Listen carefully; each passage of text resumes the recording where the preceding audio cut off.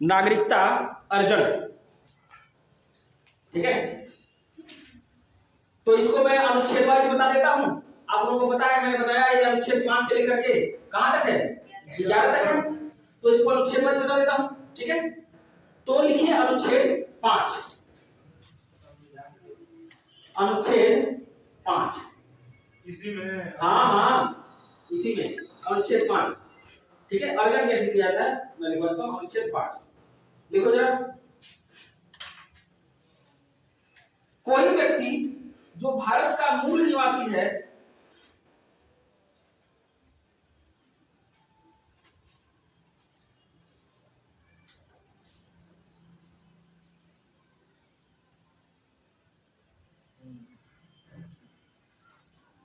कोई व्यक्ति जो भारत का मूल निवासी है, लिखते रहो, वह निम्नलिखित 3 शर्तों में से कोई एक शर्त पूरी करता है। वह निम्नलिखित 3 शर्तों में से कोई एक शर्त पूरी करता है। पहली शर्त क्या है कि उसका जन्म भारत में हुआ हो, है ना। पहली शर्त क्या है कि उसका जन्म कहां हुआ हो, भारत में हुआ हो। ठीक है, दूसरी शर्त लिखो, उसके माता पिता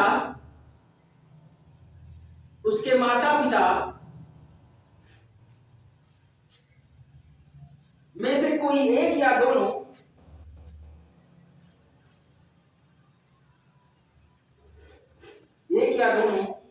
का जन्म भारत में हुआ हो।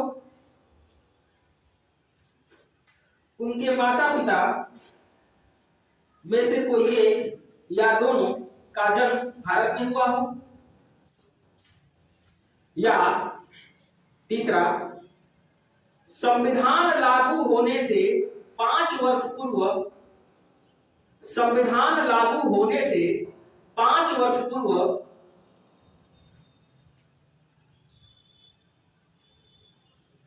वो भारत में रहता हो, है ना। 5 वर्ष पूर्व से वो भारत में रहता है, यह अनुच्छेद 5 कहता है ना। समझ गए बात को। अनुच्छेद 5 क्या कह रहा है, अनुच्छेद 5 ये कह रहा है कि कोई भी व्यक्ति जो भारत का नागरिक है, उसको निम्नलिखित में से 3 शर्तों में से कोई एक शर्त पूरी करनी है। पहला कि उसका जन्म जो है भारत में हुआ हो।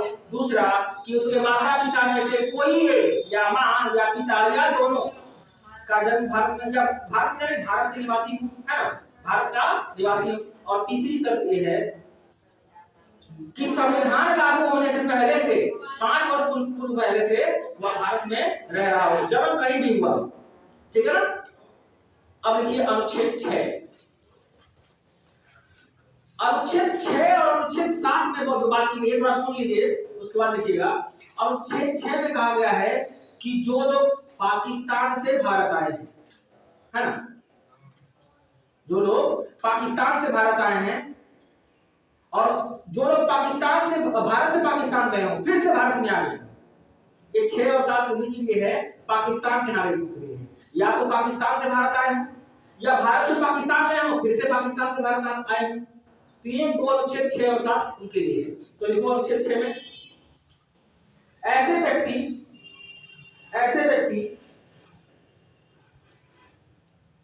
जो पाकिस्तान से भारत आया हो,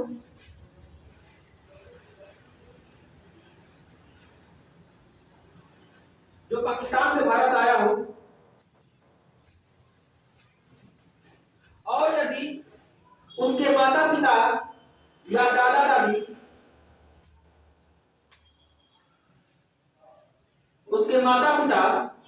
दादी अविभाज्य भारत में पैदा हुए हो। अविभाज्य यानी कि जब भारत और पाकिस्तान नहीं बना था तब अविभाज्य भारत में पैदा हुए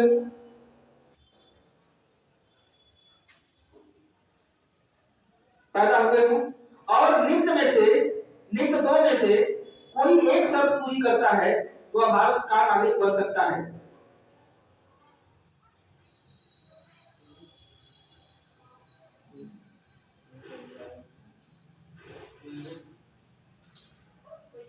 कोई एक शर्त पूरी करता है तो वह भारत का नागरिक बन सकता है। वह शर्त कौन कौन सी है?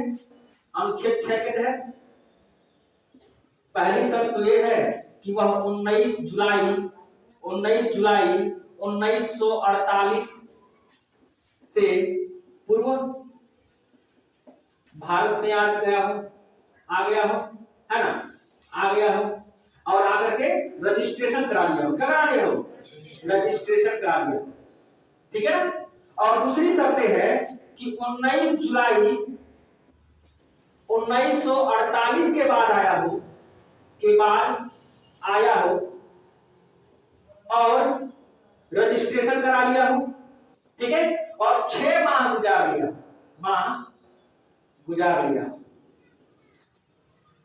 बात समझ आ रही है?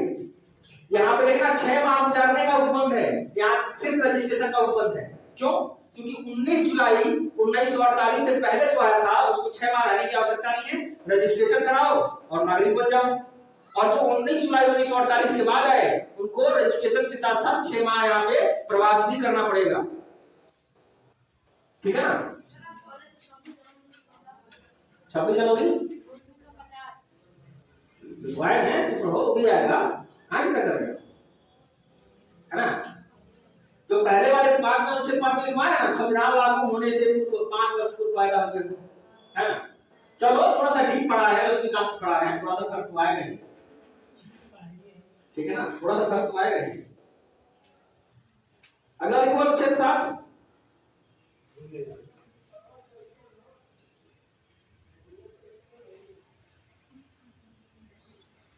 अनुच्छेद 7 लिखो। ऐसे व्यक्ति जो 1 मार्च 1947 के बाद भारत से पाकिस्तान चले गए हों, जो 1 मार्च 1947 के बाद भारत से पाकिस्तान चले गए हैं, 1947 के बाद भारत से पाकिस्तान चले गए हों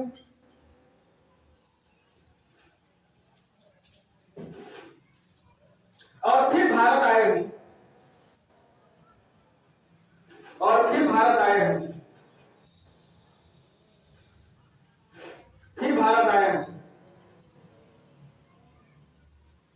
तो वह भारत की नागरिक बन सकते हैं।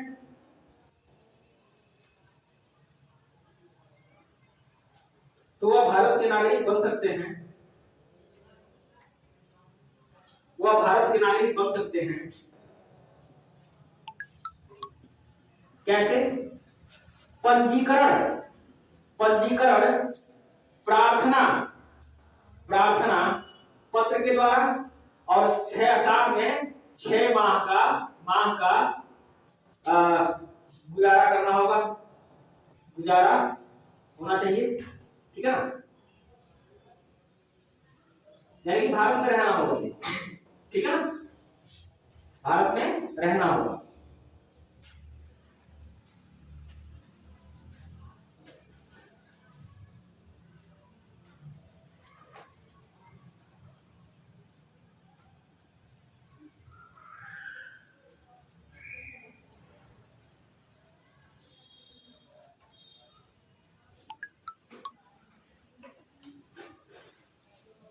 ठीक है, अब आते हैं अनुच्छेद 8 पे।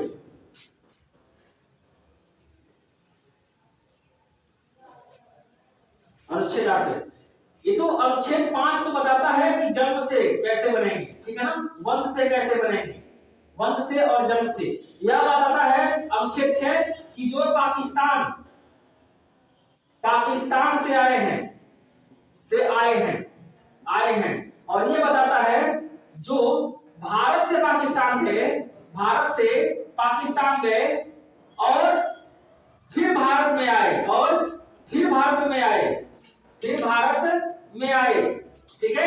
और उसके बाद यह बताता है कि जो भारत में पैदा हुए हैं, जिनके माता पिता अविभाज्य भारत में पैदा हुए हैं, ठीक है, या फिर जो अविभाज्य भारत में पैदा हुए हैं लेकिन वो विदेश में जाकर रहने लग गए हैं, है ना, विदेश में जाकर रहने लग गए हैं, तो उनको भी तो अगर नागरिकता चाहिए तो कैसे मिलेगी?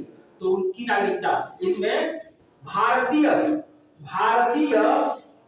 मूल के लोगों के लिए नागरिकता की बात है। नागरिकता कैसे प्राप्त होगी इसकी बात है। ठीक है ना, बात समझ आ रही है। 8 में, अनुच्छेद 8 में जो है भारतीय मूल के लोग जो विदेशों में जाकर रहने लगे हैं उनको नागरिकता कैसे प्राप्त होगी इसकी बात है। तो कैसे प्राप्त होगी? इनकी रजिस्ट्रेशन के माध्यम से, है ना, विशिष्ट रजिस्ट्रेशन के माध्यम से, विशिष्ट पंजीकरण के माध्यम से नागरिकता मिल जाएगी इनको, है ना, नागरिकता मिल जाएगी इनको। लेकिन पाकिस्तान को छोड़ के भैया, पाकिस्तान के ऑलरेडी 2 अनुच्छेद यहाँ जिक्र कर दिया गया है, 6 और 7। ठीक है, 5 तो आपके लिए है, आप भारत में पैदा हो गए हैं तो 5 अनुच्छेद 5 के थ्रू ही आप जो है क्या हो जाते हैं, भारत के नागरिक हो जाते हैं। ठीक है, अनुच्छेद 6 उनके लिए है जो पाकिस्तान से आए हैं, अनुच्छेद 7 उनके लिए है जो भारत से पाकिस्तान चले गए और फिर पाकिस्तान से भारत आए हैं, और अनुच्छेद 8 उनके लिए है जो भारत में पैदा हुए लेकिन विदेश जाने की पीढ़ी से रह रहे हैं, है ना, जिनको भारतीय मूल के निवासी बोलते हैं, वो लोग भी जो है भारत की नागरिकता प्राप्त कर सकते हैं अनुच्छेद 8 के तहत। यह है भारत में नागरिकता का अर्जन का प्रावधान। अब है जो मैं 3 अनुच्छेद बचे हुए हैं 9, 10, 11, यह भारत में नागरिकता त्यागने के लिए या छीनने के लिए या फिर समाप्त करने का प्रावधान है उसमें। ठीक है ना, कि कैसे उसमें नागरिकता त्यागी जाएगी, ठीक है, कैसे खत्म होगी, कैसे समाप्त की जाएगी। ठीक है, तो जरा इसमें, हाँ इसमें बस केवल भारतीय मूल के लोग ये है इसे रखने। हाँ, असल में जो भारतीय मूल का रहेगा वो कैसे लेगा? भारतीय मूल का नहीं रहेगा तो वो कैसे लेगा? अरे भारतीय मूल का नागरिक नहीं है तो कैसे लेगा? पंजीकरण कराएगा। देखिए इसी में आ जाएगा, जो विदेशी है ना वो इसी में आएगा। पहले तो उसको नागरिकता वहां त्यागनी पड़ेगी, त्याग करके रजिस्ट्रेशन करना पड़ेगा, रजिस्ट्रेशन करा करके फिर यहाँ निवास करना पड़ेगा, तब उसकी नागरिकता कंप्लीट होगी। ठीक है ना, हाँ आर्टिकल 8 के तहत। अच्छा, अब आगे थोड़ा सा और देख लेते हैं। अब बात कर लेते हैं कि कितने तरह से हेडिंग डालो जरा, देखो जरा 8वां लिख लो ना, तो लिख लो, यही तो लिखना है और क्या लिखना है?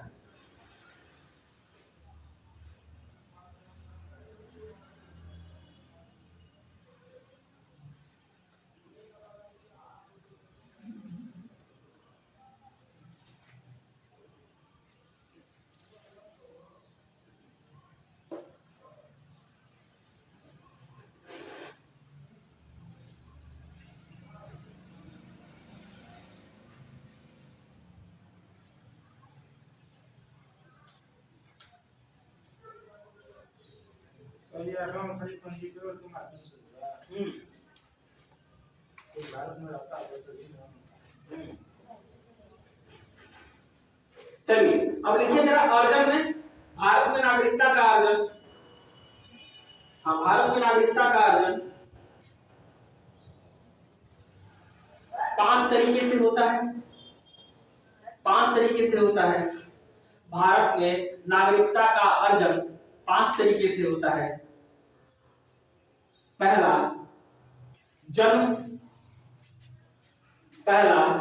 जन्म, अगर आपका जन्म 26 जनवरी 1950 से पूर्व भारत में हुआ है तो आप ऑटोमेटिक क्या है, भारत के नागरिक हो जाएंगे, है ना। अच्छा, अनुच्छेद लिखवाए हैं उस पर मत जाना, अनुच्छेद तब की सिचुएशन के हिसाब से बना था, ठीक है ना, तब की सिचुएशन के हिसाब से बना था अनुच्छेद, ठीक है। और यह धारा है, यह मैं भारतीय नागरिक अधिनियम से बता रहा हूं, ठीक है ना। भारतीय नागरिक अधिनियम में लिखा गया है कि भारत की नागरिकता अर्जन कितने तरीके से किया जा सकता है। तो सीधे सीधे आपको सवाल आएगा कि भारत की नागरिकता का अर्जन कितने तरीके से किया जा सकता है, कितने तरीके से, 5 तरीके से।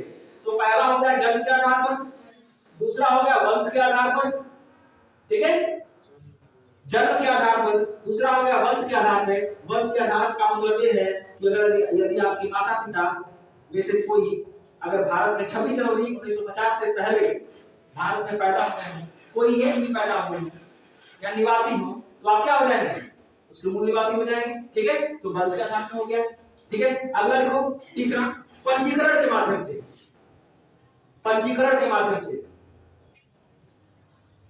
ठीक है ना। तीसरा क्या होगा, पंजीकरण के माध्यम से। अगर आप विदेशी नागरिक हैं, ठीक है, और भारत में आपको जो है कि नागरिकता चाहिए, तो आप वहां की नागरिकता छोड़ेंगे और भारत में आकर के रजिस्ट्रेशन कराएंगे, आप प्रार्थना पत्र देंगे, ठीक है, और प्रार्थना पत्र देने के बाद जो है आप यहाँ एक पर्टिकुलर जो टाइम होता है वहां बिताएंगे। और कैसे बिताएंगे, सम्मान बिताएंगे, ठीक है, भारतीय परंपरा के हिसाब से बिताएंगे, भारत के कानूनों के हिसाब से बिताएंगे, तब आपको नागरिकता मिल जाएगी। तो ये होता है पंजीकरण का मामला। तीसरा होता है, चौथा होता है देशीकरण या प्रकृति। देशीकरण या प्रकृति, ठीक है ना। देशीकरण या प्रकृति का मतलब क्या होता है कि आप विदेशी नागरिक हैं, बहुत दिनों से भारत में रह रहे हैं, भारत में होली खेलते हैं, दीपावली मनाते हैं, है ना, कि दीपावली खेलते हैं, होली मनाते हैं, है ना, होली खेलते हैं और दीपावली मनाते हैं, है ना, और आप जो है हिंदी बोलते हैं, भाषा अच्छे से बोलते हैं, रोज बजरंगबली की पूजा पाठ करते हैं, शुद्ध हिंदी बोलते हैं, मतलब पूरा रम गए हैं, एकदम देशीकरण हो गया, पता ही नहीं चलता कि आप विदेशी, चमड़ी गोरी है लेकिन मन जो है भारतीय हो गया है, तब समझ जाइए कि आप देशीकरण हो गए हैं, यानी कि आप भारतीय प्रकृति में ढल गए हैं। उसके बाद आपको एक प्रार्थना पत्र देकर के आपको क्या करना पड़ेगा, नागरिकता लेनी पड़ेगी। तो इसको बोलते हैं देशीकरण या प्रकृति रूप से, ठीक है। तो कौन कौन से हो गए, जन्म, वंश, पंजीकरण, प्रकृति या देशीकरण, और चौथा हो गया आपका क्षेत्र समाविष्टि। पांचवा लिखो, क्षेत्र समाविष्टि। ये सबसे महत्वपूर्ण है, क्षेत्र समाविष्टि के द्वारा। क्षेत्र समाविष्टि का मतलब होता है कि कोई आपने देश जीत लिया, मान जाओ क्षेत्र समाविष्टि है पांचवा, ठीक है, मान जाओ आपने नेपाल जीत लिया, पाकिस्तान का कुछ हिस्सा जीत लिया जो आपके भारत क्षेत्र का हिस्सा नहीं है, जो अनुसूची 1 में दर्ज नहीं है ना। तब अगर आपने जीता, जैसे ही आपने उसको अपना भाग बनाया, वैसे ही वहां के जितने भी नागरिक रहेंगे, उस क्षेत्र के जितने भी नागरिक रहेंगे, भारत के स्वतः ही नागरिक हो जाएंगे। उसी को बोलते हैं क्षेत्र समाविष्टि या क्षेत्र अर्जन, ठीक है ना। पांचवा क्या होता है, क्षेत्र अर्जन। बात समझ आ रही है। तो कौन कौन से प्रावधान है, 5 तरीके के, पहला जन्म से, दूसरा वंश से, तीसरा पंजीकरण से, चौथा देशीकरण या प्रकृति, देशीकरण या प्रकृति, और पांचवा क्या है, क्षेत्र समाविष्टि या क्षेत्र अर्जन जिसको बोलते हैं। हो गया 5। तो ये हो गया, इस तरीके से आप क्या करते हैं, आप अर्जन करते हैं। क्या करते हैं, अर्जन करते हैं। यह अर्जन लिखो, यह अर्जन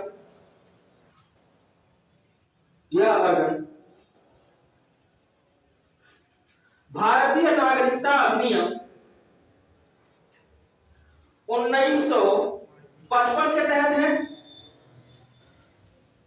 भारतीय नागरिकता अधिनियम 1955 के तहत है, 55 के तहत है। हो गया, चलिए अब देखिए क्या कर सकते हैं, नागरिकता की समाप्ति, हेरिटेज नागरिकता की समाप्ति, नागरिकता की समाप्ति,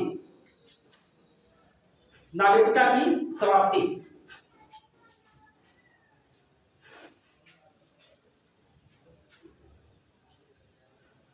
तो नागरिकता 3 तरीके से समाप्त की जाती है। जैसे अर्जन 5 तरीके से होता है, तो समाप्ति कितने तरीके से होती है, 3 तरीके से होती है, ठीक है ना।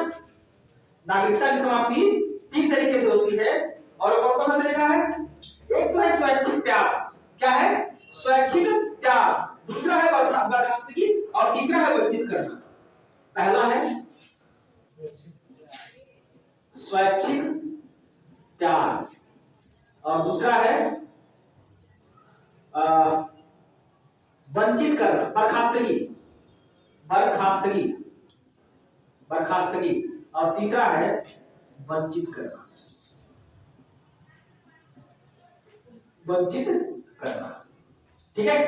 अब ध्यान देना इसमें, यह अनुच्छेद 9 है, यह अनुच्छेद 10 है और यह अनुच्छेद 11 है। मैं यहीं पे बढ़ा दे रहा हूं, ठीक है, कैसे नागरिकता जाती है। एक हो गया स्वैच्छिक त्याग अनुच्छेद 9, बर्खास्तगी अनुच्छेद 10 और वंचित करना अनुच्छेद 11। 5 से लेकर 11 तक था ना, हो गया यार 5 से 11 अनुच्छेद, है ना। स्वैच्छिक त्याग में क्या होता है, अगर किसी व्यक्ति ने स्वतः अपनी इच्छा से भारत की नागरिकता त्याग देता है तो उसको बोलते हैं स्वैच्छिक त्याग। ठीक है, जैसे कई बार जो है सेलिब्रिटी लोग कहते हैं हम